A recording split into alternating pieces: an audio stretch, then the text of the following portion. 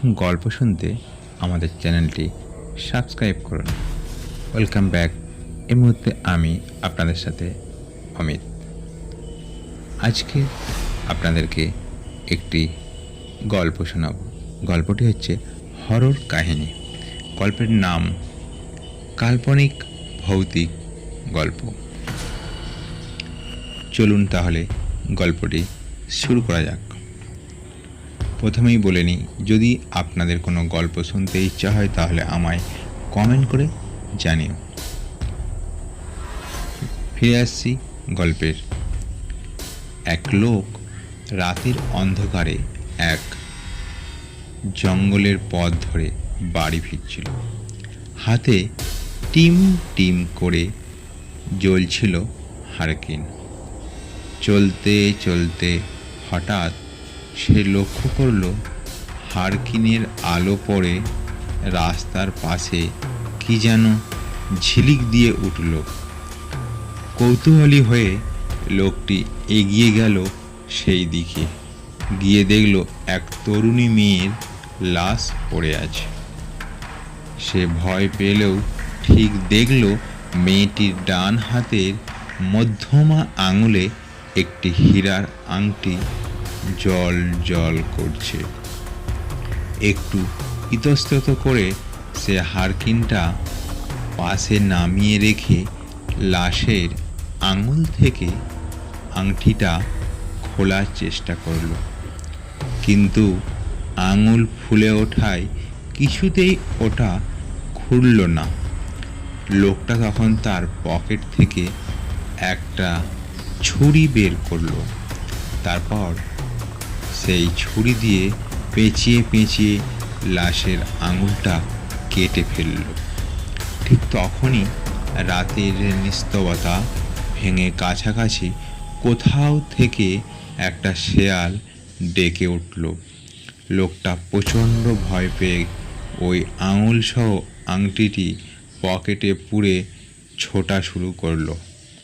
এক ছুটে বাড়িতে এসে কাউকে কিছু না বলে সে ওই রাতেই চুপি চুপি আঙুল থেকে আংটিটা ছাড়ালো। তারপর আংটিটা লুকিয়ে রেখে আঙুলটা পুঁতে ফেলল মাটিতে। এরপর অনেক দিন, প্রায় 10 বছর কেটে গেছে। ওই আংটিটা বেচে ব্যবসা করে লোকটা এখন অনেক টাকার মালিক। লোকটা সেই মেয়েটির কথা প্রায় ভুলেই গেছে। এক অমাবস্যা রাতে সে তখন বাড়িতে একা, চারিদিকে শুনশান নীরবতা। হঠাৎ বাইরের দরজার কড়া নেড়ে উঠল। খট খট খট খট। সে একটু বিরক্তি নিয়ে গিয়ে দরজাটা খুলল। দেখল দরজার সামনে সাদা শাড়ি পরে এক তরুণী দাঁড়িয়ে আছে। মাথায় ঘোমটা দেয়া থাকলেও তাতে তার রূপ ঢাকা পড়ছে না এতটুকুও। লোকটা গদগদ হয়ে প্রশ্ন করল, কি ব্যাপার, কাকে চান? তরুণী কেমন খসখসে গলায় বলল, ভাই, আমি অনেক দূর থেকে এসেছি, যাব আপনাদের পাশের গ্রামে, কিন্তু এত রাতে অন্ধকারে পথ হারিয়ে ফেলেছি। এদিকে প্রচণ্ড খিদে পেয়েছে। আমাকে যদি আজ রাতে একটু আশ্রয় দিতেন, একটু খাবার দিতেন। লোকটা যেন এমন সুযোগের অপেক্ষাতেই ছিল। বাড়িতে সে একা, তাই আবার এমন সুন্দরী মেয়ে। সে বলল, আসুন আসুন, কোনো চিন্তা নেই, সব ব্যবস্থা হয়ে যাবে। সে মেয়েটিকে বসতে দিয়ে খাবার নিয়ে এলো। মেয়েটি খাবারের থালা টেনে নিয়ে খাবার মাখাতে লাগলো। লোকটা তখন লোভাতুর চোখে মেয়েটির দিকে তাকিয়ে আছে। হঠাৎ সে চমকে উঠল। দেখল মেয়েটি যে হাত দিয়ে খাবার মাখাচ্ছে সে হাতে 4টে আঙুল। মধ্যমা আঙুলটা যেখানে থাকার কথা সেখান থেকে রক্ত ঝরছে। লোকটির আত্মা কেঁপে উঠল। যদি গল্পটি ভালো লাগে তাহলে অবশ্যই সাবস্ক্রাইব, লাইক অ্যান্ড কমেন্ট করো। চলো আবার গল্পের মধ্যে ফিরে আসছি। সে ভয় পাওয়া গলায় জানতে চাইল, আপনার হাতের আঙুলের কি হয়েছে? তখনই মেয়েটা সরাসরি লোকটার দিকে তাকিয়ে একটা বিকট হাসি দিল, যা দেখে লোকটা প্রচণ্ড ভয় পেয়ে গেল এবং ভয়ের একটা অদ্ভুত শিরশিরানি তার মেরুদণ্ড বেয়ে নেমে গেল। মনে হলো মেয়েটাকে সে কোথাও দেখেছে। তখনই মেয়েটা কথা বলে উঠল, আপনিই তো জানেন আমার আঙুলের খবর। লোকটা ভয়ে ভয়ে বলল, মানে? মেয়েটা ভয়ঙ্কর একটা হাসি দিয়ে বলল, মনে পড়ে আজ থেকে 10 বছর আগে রাস্তার পাশে একটা মেয়ের লাশ পড়ে থাকতে দেখেছিলেন?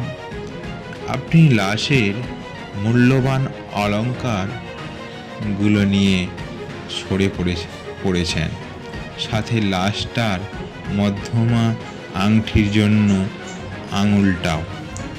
মনে পড়ে আপনার? আপনি যদি লোকজনকে লাশটার কথা অত্যন্ত বলতেন, তাহলে অত্যন্ত শেয়াল কুকুর একটা মুসলিম অসহায় এবং পরিস্থিতির শিকার মেয়ের লাশ চিরে চিরে খেত না। আপনি তো আংটির লোভে লাশটির একটা আঙুল পর্যন্ত কেটে ফেলেছেন। এখন আমায় ওই আঙুলটা দিন। মধ্যমার আঙুল না থাকলে কত যে অসুবিধা সেটা বলে বোঝানো যাবে না। তখনই লোকটার 10 বছর আগের দেখা লাশের চেহারাটার কথা মনে পড়ে গেল। এই মেয়েটার লাশ থেকেই তো সে ওই আংটিটা পেয়েছে। তাহলে এখানে এলো কোথা থেকে? আর কিছু ভাবতেই পারল না, তার আগেই জ্ঞান হারালো। সকালে বাড়ির লোকজন ফিরে এসে অনেক ডাকাডাকি করেও দেখল যখন কেউ দরজা খুলছে না, তখন দরজা ভেঙে বাসায় ঢুকে দেখে লোকটার নিস্তেজ দেহ যেন প্রবল আতঙ্কে হাঁ হয়ে আছে। ডাক্তাররা পরীক্ষা করে বলল, অতিরিক্ত মানসিক চাপের ফলে স্ট্রোক করে মারা গেছে। আর লোকটা যেখানে ওই আঙুলটি পুঁতে রেখেছিল সেখানে কেউ যেন মাটি খুঁড়ে রেখে গেছে। আসল ঘটনাটা কেউ বুঝতে পারল না। এটা যে লোকটার পাপের শাস্তি। গল্পটি আজ এখানেই শেষ করলাম। গল্পটি যদি খুব ভালো লাগে তাহলে অবশ্যই আমাদেরকে জানিও, এবং তোমরা যদি কিছু গল্প শুনতে চাও তাহলে আমাদেরকে কমেন্ট করো। কমেন্টে আমরা পড়ব এবং অবশ্যই সেই গল্পটি আপনাদেরকে শোনানোর চেষ্টা করব। সবাই ভালো থাকুন। এখানেই শেষ করলাম।